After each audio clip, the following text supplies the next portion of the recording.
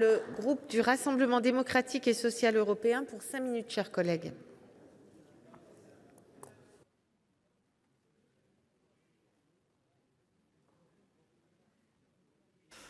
Madame la présidente, monsieur le ministre, monsieur le président de la commission des lois, mes chers collègues, je me réjouis que cette proposition de loi puisse être enrichie, corrigée, mise en perspective par le Sénat. C'est cela la grandeur et la richesse de notre Parlement. La proposition de loi Fauvergue-Thourot, tout d'abord, fait la part belle au renforcement des pouvoirs et du rôle des polices municipales aux côtés de la police nationale et de la gendarmerie.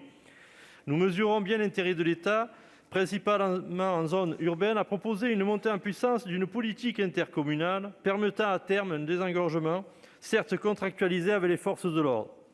La commission des lois a souhaité border les missions qui pourraient être confiées à ces nouvelles unités intercommunales et nous y souscrivons.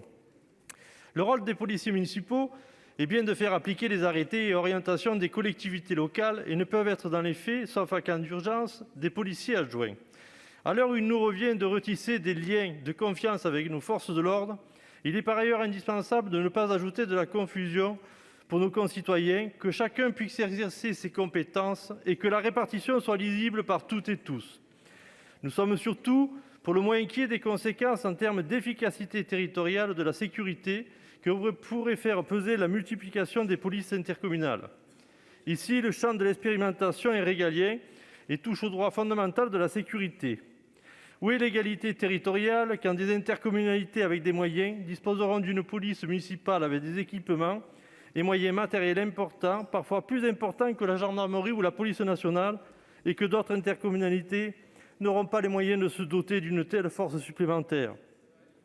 J'aimerais penser que les territoires, notamment ruraux, qui ne seront pas dans les radars de la contractualisation, seront aussi exempts d'incivilité et d'insécurité. C'est bien loin d'être le cas.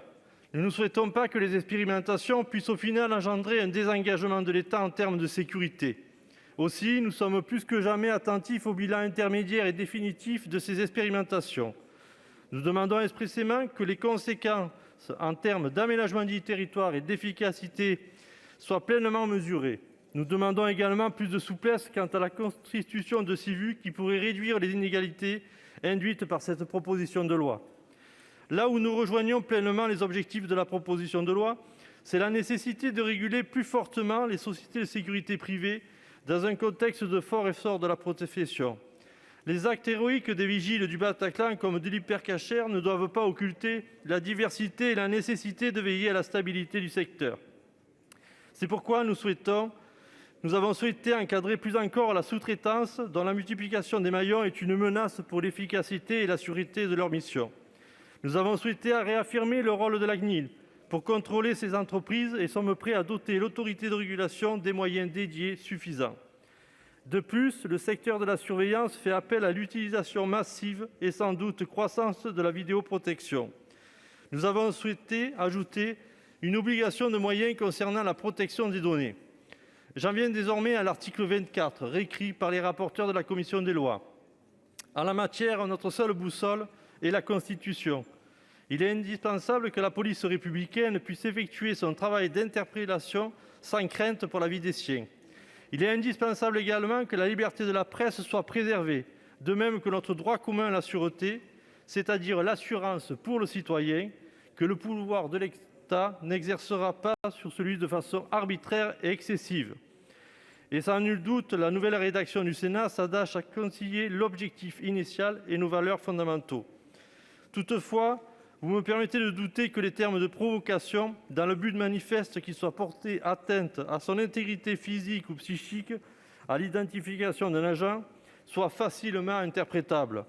Faut-il ajouter du brouillard à la polémique? Pas si sûr. À ce titre, l'article 18 du projet de loi sur les principes républicains n'est-il pas suffisant? Je terminerai sur un point, celui du recours aux drones de surveillance. Le sujet mériterait un autre texte de loi plus approprié et plus approfondi. Cependant, comment pouvons-nous accepter qu'en plein examen de ce texte, un décret autorise la surveillance à des fins statistiques du port de masque dans les transports? Est-ce bien le moment? Est-ce urgent? Car la confiance dans la surveillance est si entachée. Comme disait Voltaire, la modération est le trésor du sage. Je vous remercie. Merci beaucoup. Je vais